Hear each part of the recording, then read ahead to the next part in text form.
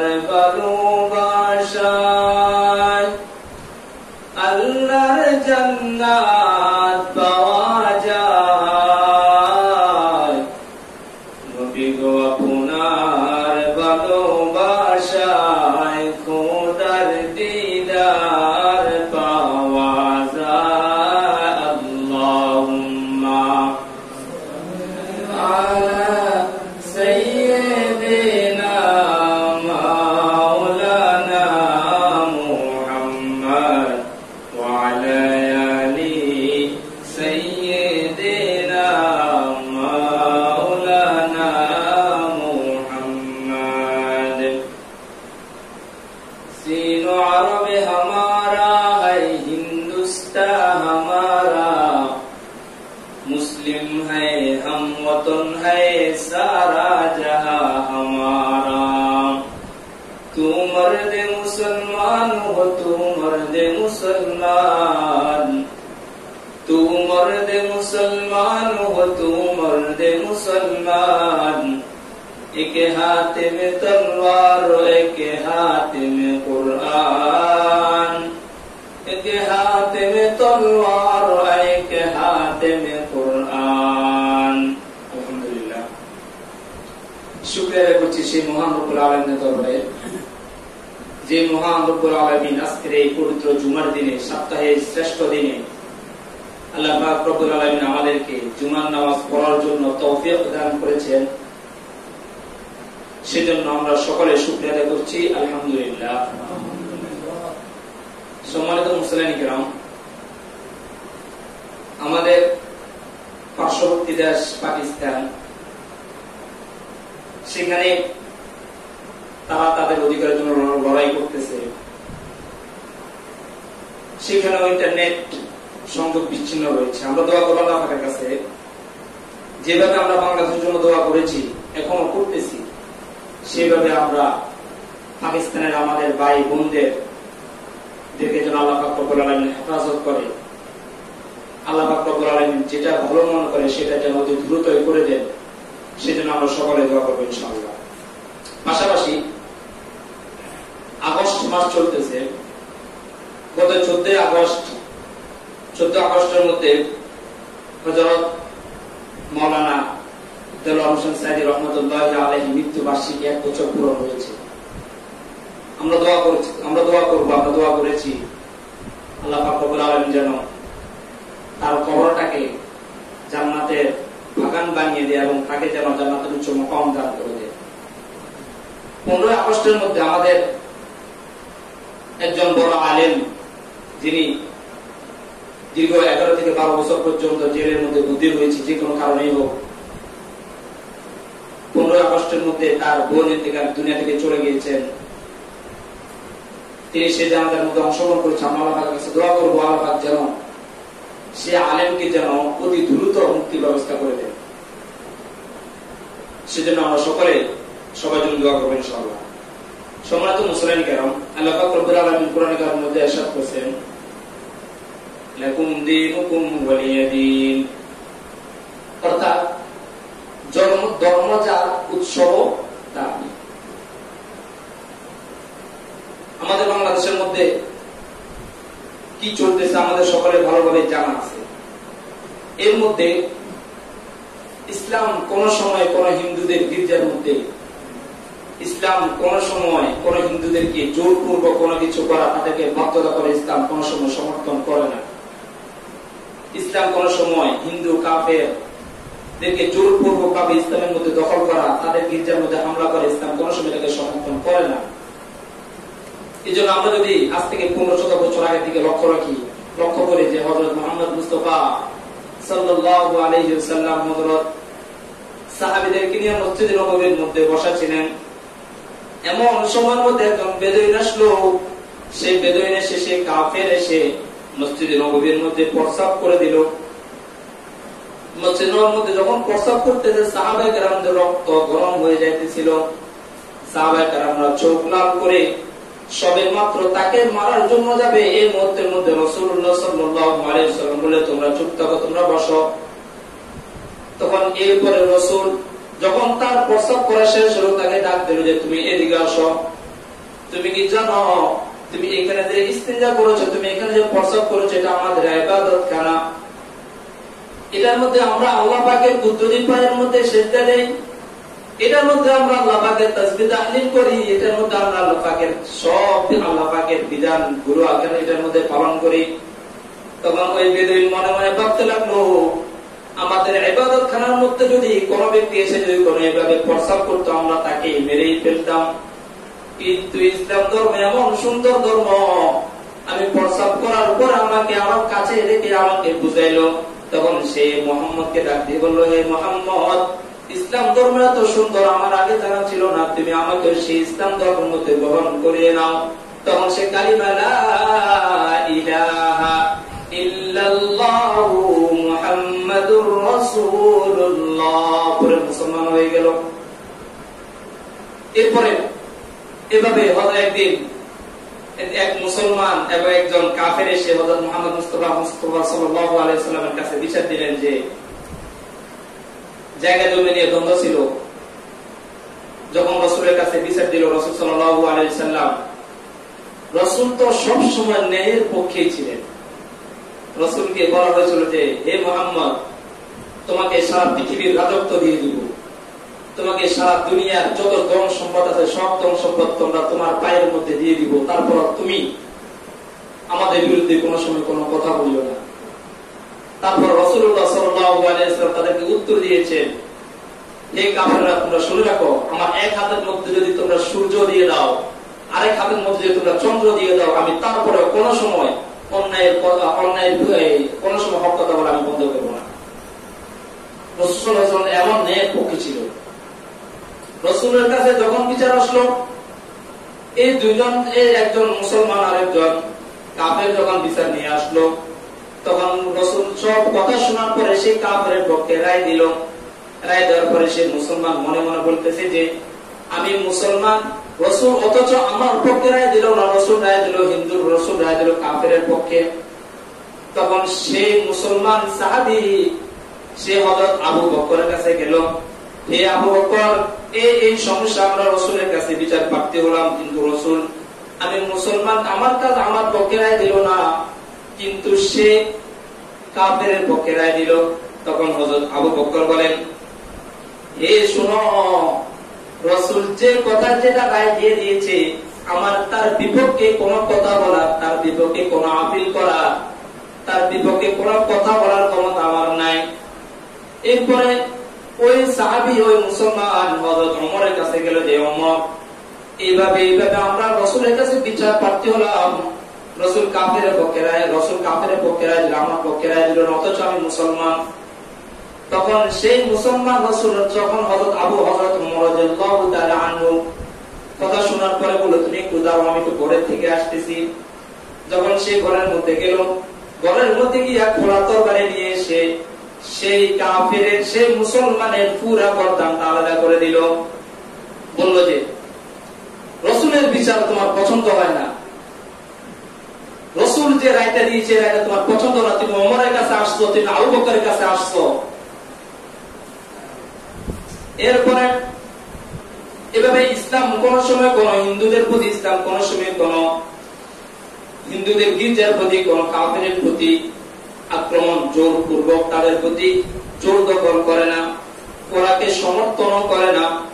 কিন্তু তারপরও ইতিমধ্যে আমরা দেখেছেন যে এই কয়েকদিনের মধ্যে সারা বিশ্ব দেখেছে, যখন পুরা বাংলাদেশের মধ্যে গোলমাল চলতেছিল, তখন মুসলমান, তখন আলেম ওলামা এবং স্কুল কলেজ বিশ্ববিদ্যালয়ের ছাত্ররা তাদের মন্দির পাহারা দিয়েছে, তাদের গির্জা পাহারা দিয়েছে, তারা আরাম করে ঘুমিয়েছিল। তারপরেও দুঃখ এবং আফসোসের সাথে বলতে হয়, তারপরেও তারা দিন শেষে রাস্তার মধ্যে এসে বলে আমাদের নিরাপত্তা নাই। অথচ মুসলমান আলেম সমাজ সারা বিশ্বের মধ্যে দেখেছে যে তাদের মন্দিরকে পাহারা দিয়েছে মুসলমানরা, তারপরেও তারা দিন শেষে মুসলমানদের বিরুদ্ধে সমস্ত ষড়যন্ত্র করতেছে। কিন্তু ইসলাম তো শান্তির ধর্ম, ইসলাম কোন সময় তাদের এই মূর্তির মধ্যে তাদেরকে কোন সময় আক্রমণ করে না। যদিও দুঃখের সাথে বলতে হয়, কেউ যদি কোন আক্রমণ করেও থাকে, কেউ যদি কোন তাদের গির্জার মধ্যে তাদের মধ্যে আক্রমণ করে থাকে, তাহলে আমরা বলবো সে মুসলমান নয়, সে হচ্ছে মুসলমান নামধারী মুনাফিক, সে মুসলমান নয়। যে ইসলাম ধর্ম পালন করতেছে মুসলমান সেজে মন্দিরের মধ্যে হামলা করে, সে মুসলমান থাকে না। যে ইসলাম ধর্ম গ্রহণ করার পরে ইসলাম ধর্মের মধ্যে থেকে ইসলামের নামধারী পোশাক গ্রহণ করে যে হিন্দুদের মিছিল মিটিংয়ের মধ্যে অংশ করে, তার ইমানের তো থাকে না, সে আবার তওবা করে নতুন করে মুসলমানিত হইতে হবে।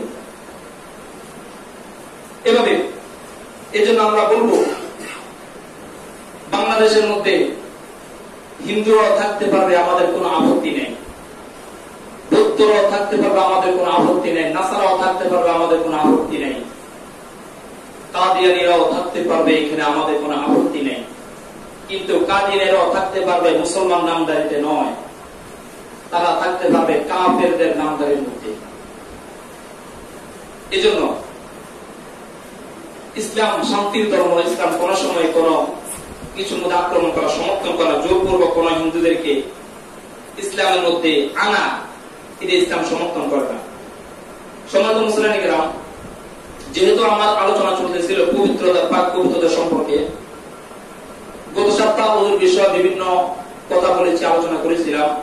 একটা বিষয় বলতে পারি না, সেটা হচ্ছে যখন ওজুর মধ্যে মুখ ধুত করার যখন সময় হয়, যখন মুখ ধুত করি, ওজুর 4 ফরজের মধ্যে 1 নম্বর ফরজ সমস্ত মুখ ধুত করা। মুখ ধুত করার সময় পুরো মুখ যখন ধুত করি, অনেকের মুখের মধ্যে দাড়ি থাকে, মুখের মধ্যে দাড়ি আছে। এখন যাদের দাড়ি তারা কিভাবে বলে হাদিসের মধ্যে আসছে যে এক কানের লতি থেকে এবং এক কানের লতি থেকে আরেক কানের লতি পর্যন্ত, চুলের গোড়ালি থেকে জামের নিচ পর্যন্ত, অর্থাৎ থুতনির নিচ পর্যন্ত সমস্ত মুখ ধুত করতে হবে। যাদের দাড়ি তারা কি করবে? হাদিসের মধ্যে এসে যে যাদের ঘন দাড়ি, যাদের দাড়ি বেশি ঘন, তারা গাড়ির পানির দ্বারা চামড়া পর্যন্ত, তারা পানির চামড়া পর্যন্ত পৌঁছানো ফরজ নয়। তারা এইভাবে পানি নিয়ে দাড়ির মধ্যে মেরে এইভাবে দাড়ি খিলাল করবে, দাড়ি খিলাল করবে, খিলাল করলে ফরজ আদায় হয়ে যাবে। আর যাদের দাড়ি পাতলা, যাদের দাড়ি একবারে পাতলা, তারা চামড়া পর্যন্ত পানি পৌঁছাইতেই হবে। যাদের দাড়ি পাতলা তারা চামড়া পর্যন্ত পানি পৌঁছাতেই হবে। এটা হচ্ছে ওজুর ফরজের মধ্যে একটা ফরজ, মুখ ধুত করা। এরপর আসুন, গণদাড়ি খিলাল করার কথা বললাম। এরপরে আমরা কোন কোন পানি দ্বারা পাক পবিত্রতা অর্জন করতে পারবো? অনেক সময় দেখা যায় অনেক পানি যেটা গুণ নষ্ট, যেটা ওয়াসফ, যেটা সিফাত নষ্ট, কিন্তু ওই পানি দিয়ে আমরা ওযু করি না জানা থাকার কারণে। হাদিসের মধ্যে এসেছে যে 7 প্রকার পানি দ্বারা পবিত্রতা অর্জন করা যাবে। 7 প্রকার পানি দ্বারা অথবা বিভিন্ন ইত্যাদি 7 প্রকার পানি দ্বারা পবিত্রতা করা যাবে। 1 নম্বর হচ্ছে বৃষ্টির পানি, যেটা আসমান থেকে হয়, বৃষ্টির পানি, পুকুরের পানি যেটা বড় হয়, এবং ঝর্ণার পানি, বেশি বরফ গলিত পানি, এবং শিলা গলিত পানি, পুকুরের পানি, কূপের পানি, এই সমস্ত পানি দ্বারা পবিত্রতা অর্জন করা যাবে। এরপরে এই পানিগুলোকে আবার 5 প্রকারে ভাগ করা হয়েছে। এই পানিগুলোকে আবার কিছু প্রকারে ভাগ করছে, যে এমন পানি যে অনেক পানি দ্বারা পবিত্রতা অর্জন করা যাবে কিন্তু ব্যবহার করা মাকরুহ হয়ে যাবে। অনেক পানি এমন আছে যে পানি নিজে পবিত্র থাকে কিন্তু অন্যকে পবিত্র করতে পারে না। এই কয়েক প্রকারের মধ্যে এই 7 প্রকার পানিকে আবার কয়েক প্রকারে ভাগ করা হয়েছে। 1 নম্বর, এমন পানি যেটা নিজে পবিত্র, অন্যকেও পবিত্রতা অর্জন করাইতেই পারে। যে কোনো মানুষ সেটা থেকে পবিত্রতা অর্জন করতে পারে যদি তার গুণ সমূহ পরিপূর্ণ থাকে। সবসময় সারা জীবন একটা কথা বেশি বেশি সবসময় রাখবেন, সেটা হচ্ছে পানির গুণ। পানির গুণ 3টা। পানির গুণ 3টা। 1 নম্বর হচ্ছে পানির রং, পানির স্বাদ, পানির গ্রাম। কোন পানির মধ্যে যদি এই 3টা যদি কোনো পাওয়া যায়, সে পানি দিয়ে পবিত্র অর্জন করা যাবে। আর কোন পানির মধ্যে যদি কোন পানির রং, স্বাদ এবং গ্রাম, রং, স্বাদ, গ্রাম, এই 3টা থেকে যদি কোনো 2টা যদি কোনো না পাওয়া যায়, তাহলে সেই পানি দিয়ে পবিত্র অর্জন করা যাবে না, যদি পানি স্বল্প হয়। প্রবাহিত পানি হলে তাহলে সমস্যা নেই। প্রবাহিত পানি হলে, যেমন এই আমাদের তুরাগ নদী, তো সবাই চিনেন, তুরাগ নদীর পানি এত বিশ্রী, এটার মধ্যে রঙও নাই, পানি কিন্তু প্রবাহিত, এটার মধ্যে রঙও নাই, পানির রঙও নাই, গ্রামও নাই এবং স্বাদও নাই, এটা পরিপূর্ণ বিশ্রী হয়ে গেছে, সেই পানি দিয়ে পবিত্র অর্জন করা যাবে না। এরকম কিছু কিছু। এরপরে 2 নম্বর, 1 নম্বর পানি বলছিলাম এমন পানি যেটা দ্বারা পবিত্রতা, নিজে পবিত্র, অন্যকেও পবিত্রতা অর্জন করাইতে পারে। 2 নম্বর, এমন পানি যে পানি নিজে পবিত্র থাকে, অন্যকেও পবিত্রতা করাইতে পারে, কিন্তু এই পানি ব্যবহার করা মাকরুহ। ভালো করে খেয়াল করেন, এমন পানি যে পানি পবিত্র, অন্যকেও পবিত্রতা অর্জন করাইতে পারে, কিন্তু এই পানিটা ব্যবহার করা মাকরুহ, অপছন্দনীয়। এমন কি পানি? যেমন কোন বালতির মধ্যে, কোন মগের মধ্যে পানি জমা করছে, ওই পানির মধ্যে কোন সাপে মুখ দেয়, ওই পানির মধ্যে যখন বিড়াল জাতীয় কোন প্রাণী মুখ দেয়, ওই পানির মধ্যে যদি কোন ইঁদুর মুখ দেয়, প্রবাহিত রক্ত পানি কোন যদি কোন ওইটার মধ্যে মুখ দেয়, তাহলে ওই পানির পবিত্রতা থাকে, কিন্তু এমন পানি দ্বারা পবিত্রতা অর্জন করা মাকরুহ হবে। পানি পবিত্র, পবিত্র অর্জন করা যাবে কিন্তু অপছন্দনীয় হবে, মাকরুহ হয়ে যাবে। আর যদি মশা মাছি পড়ে, টিকটিকি তারাবুক, অর্থাৎ যেগুলো রক্ত প্রবাহিত মান নয়, মানে রক্ত প্রবাহমান নয়, এমন কিছু যদি পড়ে, তাহলে সেই পানি সেগুলো তুলে সেই পানি দ্বারা পবিত্র অর্জন করা যাবে, এটার মধ্যে কোনো সমস্যা নেই। 3 নাম্বার, এমন পানি যেটা নিজে পবিত্র, অন্যকে পবিত্র করাইতে পারে না। ভালো করে খেয়াল করেন, এমন পানি যেটা নিজে পবিত্র, পানিটা পবিত্র কিন্তু অন্যকে পাক পবিত্রতার জন্য অর্থাৎ ফরজ গোসল, ফরজ ওযুর জন্য ওই পানিটা পবিত্রতা করাতে পারে না, এমন পানি। এমন পানি কেমন পানি? যেমন একবার ওযু করার পরে জগের মধ্যে বা পাত্রের মধ্যে যে পানিগুলো জমা হয়েছে, এই পানিগুলো কিন্তু পবিত্র, কিন্তু এই পানি দ্বারা আবার ওযু করা যাবে না, এই পানিগুলো দ্বারা আবার ফরজ গোসল করা যাবে না, পবিত্রতা অর্জন হবে না। এরপর অর্থাৎ ব্যবহারিত পানি, ব্যবহারিত পানি দ্বারা পবিত্রতা অর্জন করা যায় না।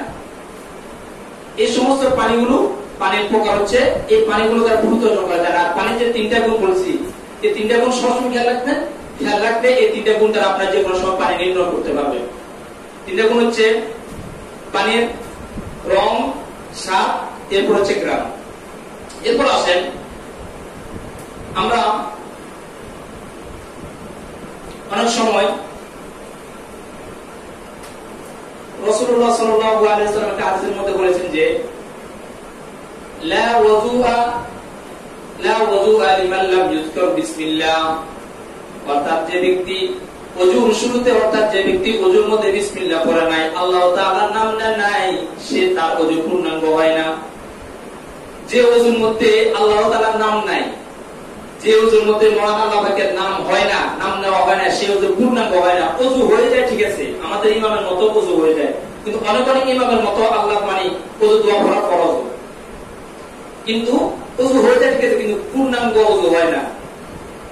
রাসূল সাল্লাল্লাহু আলাইহি ওয়াসাল্লাম বলেন যে ওযুর মধ্যে আল্লাহ পাকের নাম নেওয়া হয় না, সে ওযু পূর্ণাঙ্গ হয় না। এজন্য ওযু করার সময় পূর্ণাঙ্গ হয় না। যেমন তরকারি রাঁধছেন কিন্তু লবণ কম হয়েছে, তরকারি যেমন তরকারি হয়ে গেছে কিন্তু পরিপূর্ণ হয় নাই, এরকম ভাবে ওযুটা পরিপূর্ণ হয় নাই।